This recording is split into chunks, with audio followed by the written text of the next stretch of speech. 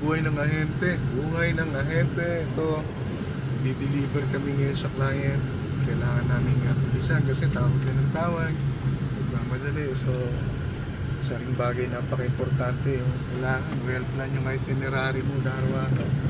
May mga customer na pag sinabi niya itong oras i-deliver, kailangan darating. Itong buhay natin mga ahente. So, magdi-deliver kami ngayon ng dashcam dito sa Davao International Airport.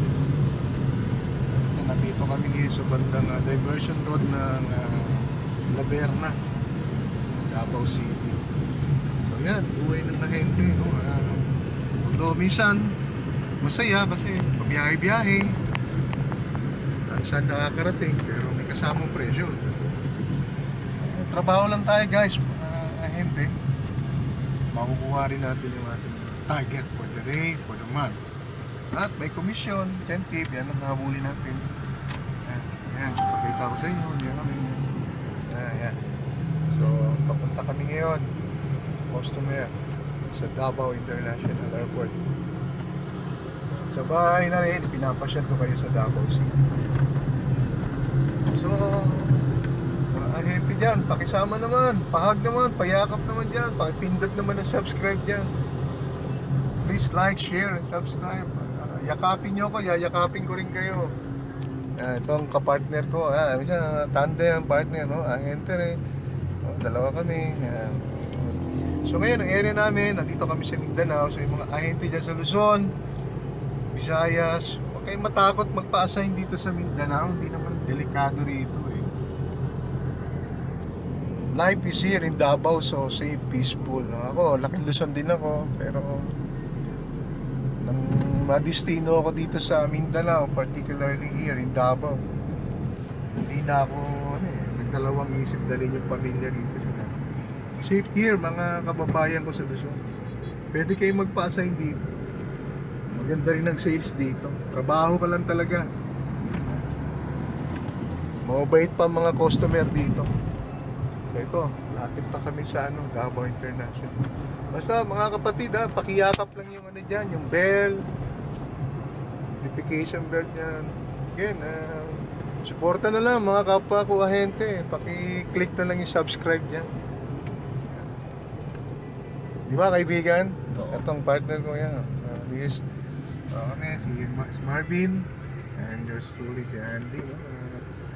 Okay, susubukan namin mag-vlog para trabaho na, enjoy, tapos pag alam mo na, makatulong tayo sa mga kapwa ahente dyan na nagdadalawang isip. Itong kotse namin may kasama pang lamok. Ayun, nadali rin. Kanina pa namin pinapatay yung lamok na yan eh. Dito pa. Mukhang bibiyahe sana sa Luzon yan eh. Kung sumabay sa airport yung lamok na yan eh. So, saan ba tayo natigil kanina? Yung mga gusto, yung mga nagdadalawang isip, no? Kung nakakatakot ba rito sa Davao? Safe dito, mga kaibigan. Safe. Pwede kayo magpa-assign dito. So, so we just passed the checkpoint, no? Coming here in airport. Papasok ng airport, ganyan, ka-safety rito. Yan. So, ito yung airport, no? Ito yung airport ng Davao, mga kaibigan. Ang i-deliver namin ngayon nga pala, GPS tsaka dashcam. Kakabit namin sa mga van dito sa Davao. So, ito yung international airport dito sa Davao City. So, saan man kayong panig ng mundo ngayon, at least makikita nyo yung airport ng Davao, yung mga hindi pa nakarating dito. Yung mga buhay pa na layon. Ay, mga layo ng Davao. So, yan. So, this is Davao International Airport. Welcome to Davao International Airport. Please get your card now.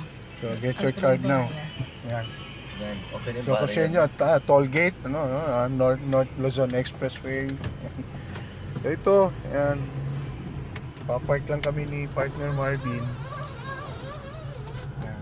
Ayan, power steering yung aming window. Power window. So, ito ang buhay natin, no? Mga kaibigan, kadugo natin mga ahente.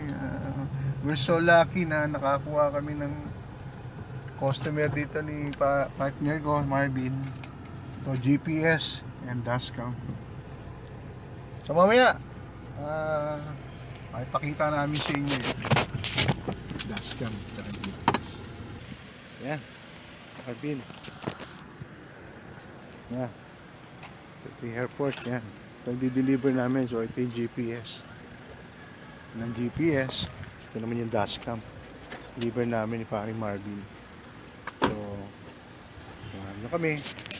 At least nakarating kayo dito sa Davao. Init, no? Init dito sa Davao ngayon. Yan. So, hirap na hirap yung partner ko magbuhat. Ako naman ganyan talaga, cameraman ako. Siya mo na magbubuhat.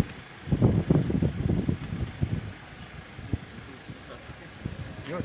Yun nga lang, nawala yung susi ng sasakyan. Paano kami makakabalik sa opisina nito? Mukhang kulang pa yung kukomisyonin namin dito sa binenta namin, dashcam, GPS. So nawala yung susi ng sasakyan. Hanapin mo, Marbs.